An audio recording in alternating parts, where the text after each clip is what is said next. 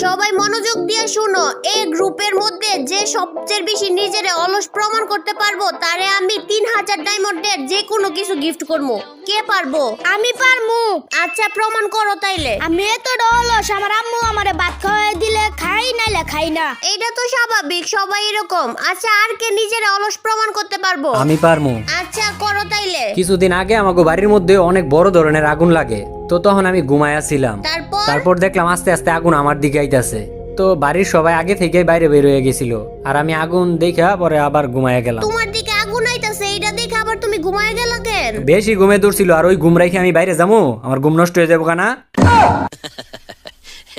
আচ্ছা তোমার 3000 ডায়মন্ডের মধ্যে কি গিফট লাগবো কও?